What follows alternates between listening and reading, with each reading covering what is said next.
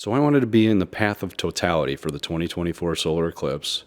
I wanted to experience it in a natural setting, and I wanted to give myself the best chance of seeing it without cloud cover. And with millions of people expected to travel to see the event, I wanted to secure a campsite a couple of days early to avoid all the traffic. The National Weather Service issued this cloud forecast map 3 days before the eclipse, and it predicted that southern Illinois would be an area with minimal cloudiness. I was very happy with this info because the Shawnee National Forest takes up much of southern Illinois, and so there's plenty of natural area.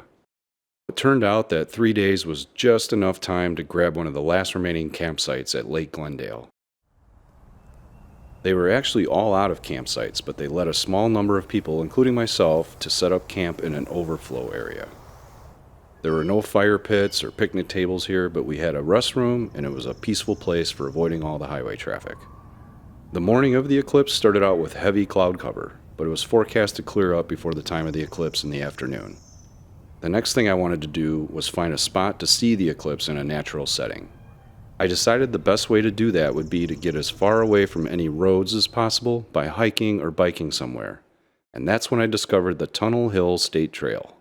On this map, the purple line is the trail, and at the bottom there's a trailhead that I can use in the town of Vienna.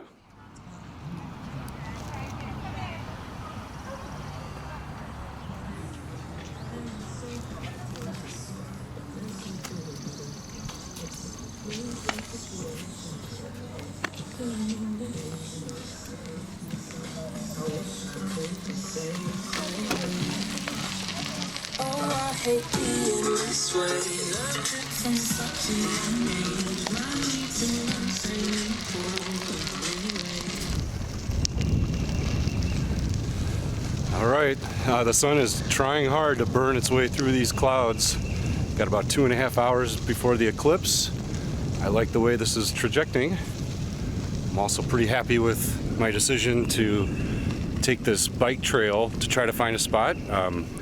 Success. There are not a lot of people out here. So now my challenge, I have about 2.5 hours to find a good place to camp out for the eclipse.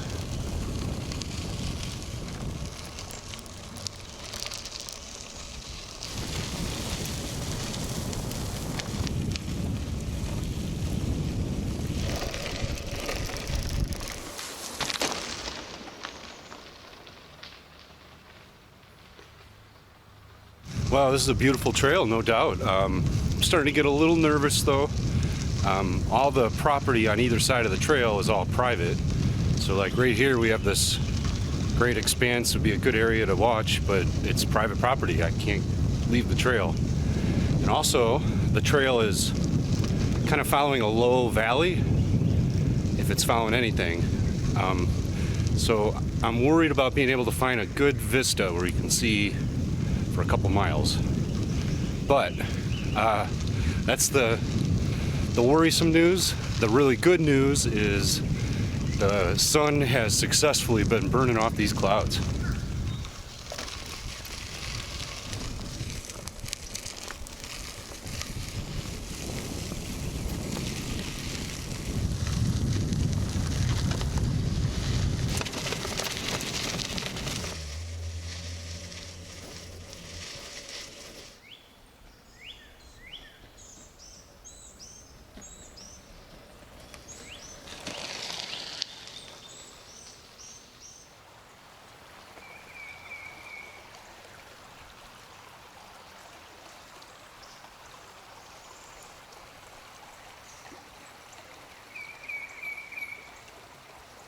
Beautiful trail. Unfortunately, it is following this river valley right here still, and I just have not been able to see any vistas. Sliver of good news, it seems like this isn't private property anymore, so worst case I might, maybe I'll climb up one of these cliffs here, try to find a vista. Still some pesky haziness, but again, it's slowly burning off, and I think we got about an hour and a half before the eclipse now, so I like the way this is shaping up.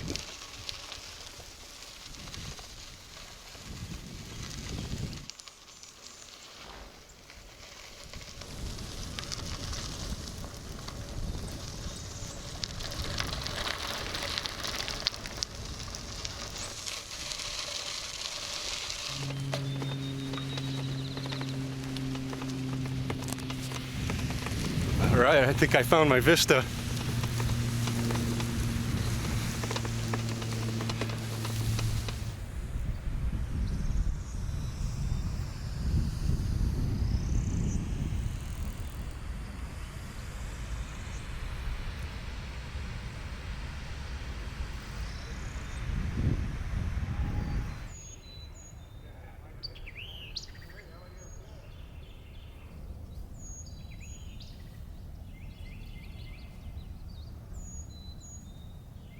All right, about 45 minutes away from totality.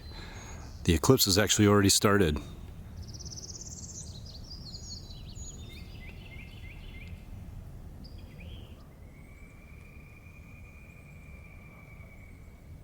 All right, it's about a quarter of the way towards totality. You really wouldn't know it. All the birds and insects are still making noise. It's getting a little quieter. The wind has died down a little bit, but the light just makes it seem like maybe some distant clouds are starting to appear. Certainly no hint at the totality to come in 20 minutes.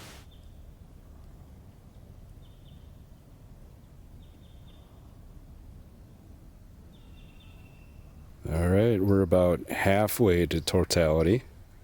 As you can see, the shadows are getting a little weird.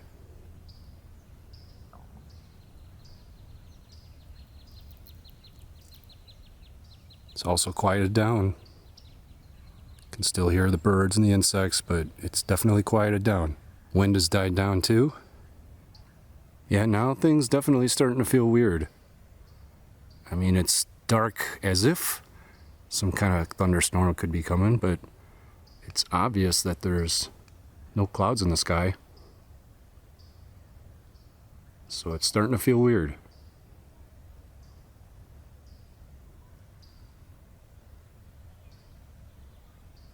See how there's more of a defined line on the left sides of my fingers, and it's more blurry on the right side.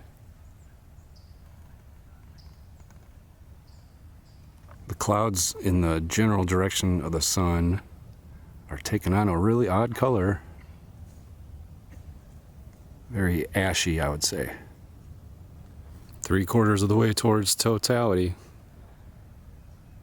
Very weird light right now. So cool.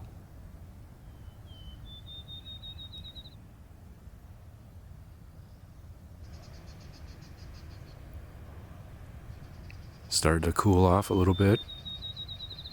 Wind has definitely died.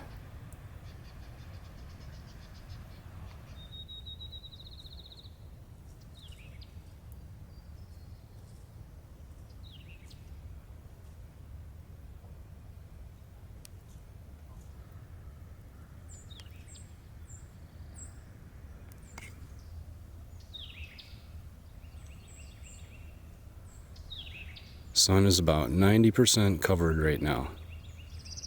Pretty startling how bright it actually still is.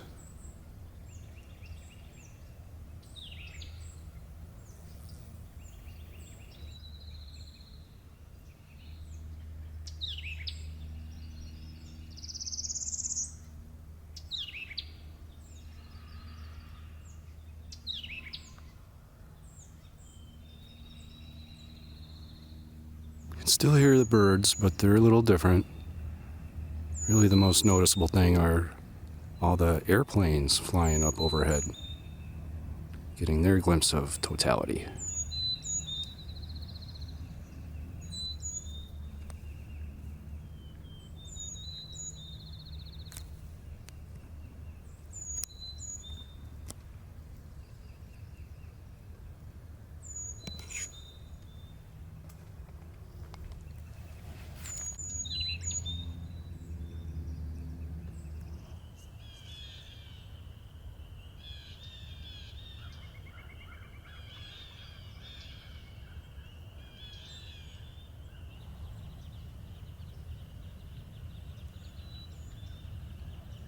Wow, just insanely dark in a moment.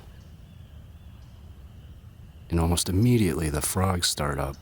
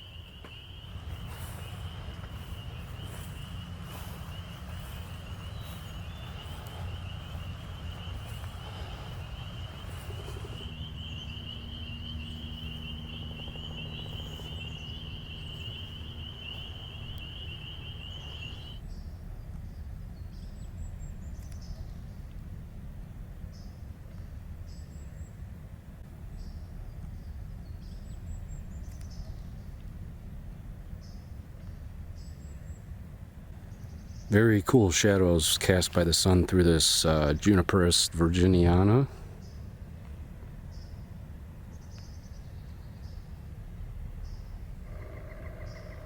Well, totality ended about 5 minutes ago, and back to fishing.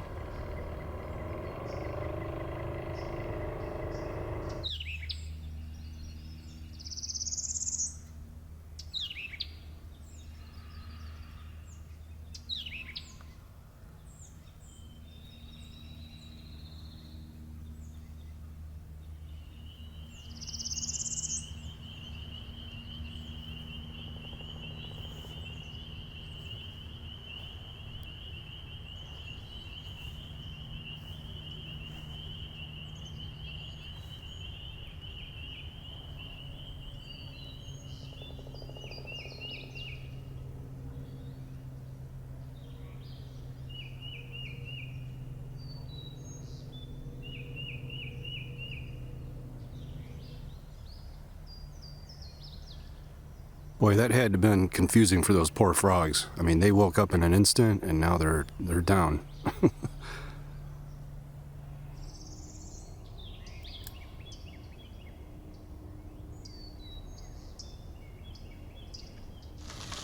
Well, there's still a quarter of solar eclipse going on right now. It's waning. I just packed my stuff up, hopped on the bike. I'm gonna head further down this Tunnel Hill trail.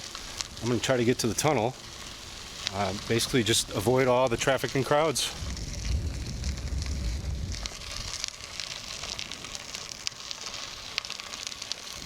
So being within like the 95 percentile and totality, big difference, big difference.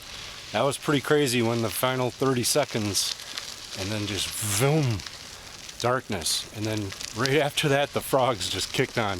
The shadows through that eastern red cedar, that was very memorable as well. It was unexpected.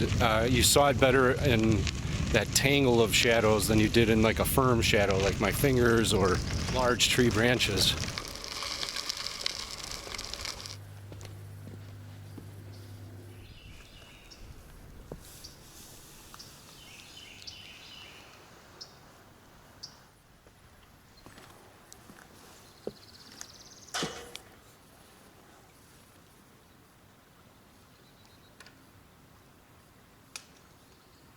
Another perspective on that eclipse today, it happened right in the middle of the day. If you contrast what happens in the middle of the day with what would happen at sunset you lose a lot of light and it's passing through a whole lot of atmosphere. And today, and that light, by the way, it's like warmer colors. And today, it happened in the middle of the day, so as that light was getting dimmer and dimmer, we were still having kind of middle of the day light, which is just cooler kind of colors. So it was just a real odd thing. Like, you can't compare it to a sunset.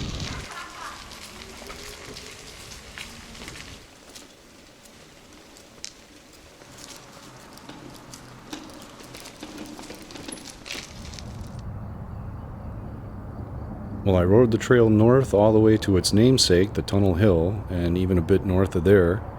And then I came back down south and even went past the town of Vienna.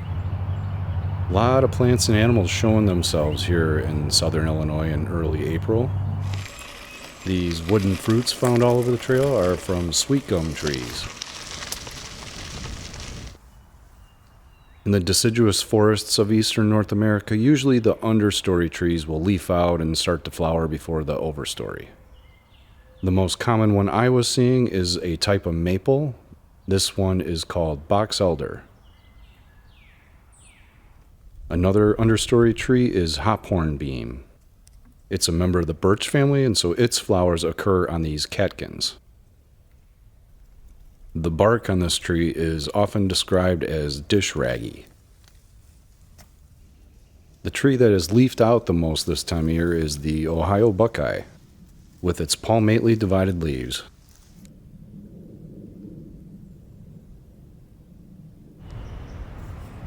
One of the most iconic trees in North America is the bald cypress. You might think of this tree as being associated with alligator swamps and the coastal floodplain, but surprisingly its range extends as far north as southern Illinois.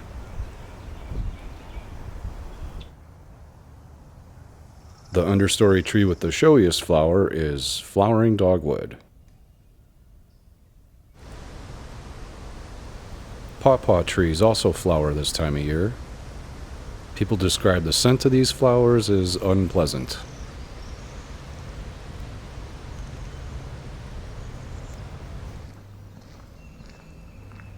Pawpaws are the host plant for the zebra swallowtail butterfly.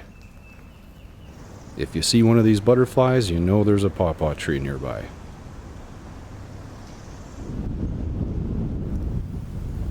There are many different snake species that make their home in southern Illinois. Many of them will den up in the winter in these limestone cliffs, and then in the spring they'll come out and make their way back to the swamps.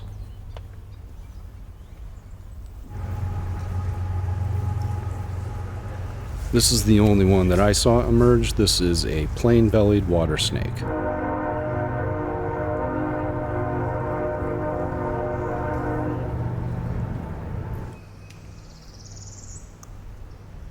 One of the most common butterflies in eastern North America is the tiger swallowtail.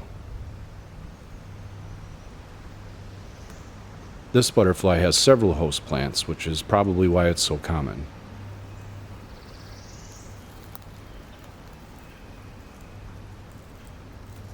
The males are mainly yellow colored.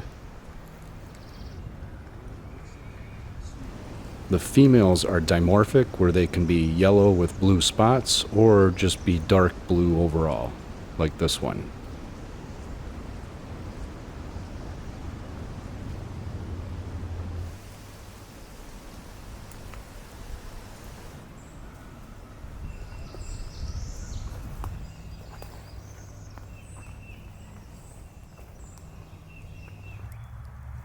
Probably the most abundant spring ephemeral I saw was Phlox divaricata.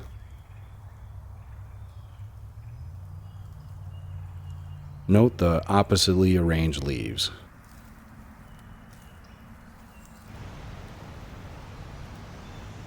Another abundant spring ephemeral I saw were these Delphinium tricorns.